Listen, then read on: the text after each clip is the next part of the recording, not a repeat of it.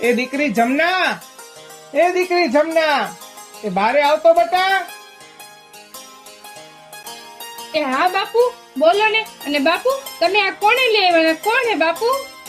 અરે મારી દીકરી, આ તારી માં હે. બાપુ મારી માં તો મરી ગઈ હે. અને આ કોણ હે? આ તો મારી માં નથી. મારી માં તો ભગવાનના ઘેર વઈ ગયા હે. અરે મારી દીકરી, આ તારી નવી માં છે. તું હજી નાની હો ને એટલે તને નહીં સમજાય. ભલે તારી હગીમાં ભગવાન પાસે હોય, પણ આ તું હગીમાં સમજીને જ રહેશે. આ તને હગીમાની જેમ લાડ કરશે, પ્રેમ કરશે અને તને લાડ લેડાવશે. મારી દીકરી, આ તારી હગીમાં જેમ જ રહેશે. એ હા બાપુ, તમે જેમ કયો એમ.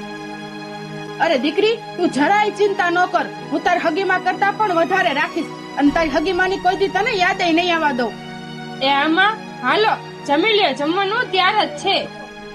જો મારી દીકરી જમના કેટલી ડાઈ હે. જમવાનું કરી નાખ્યું મારી દીકરી જમનાએ. હાલો અંદર જમી લે, હાલો. એ હાલો બાપુ.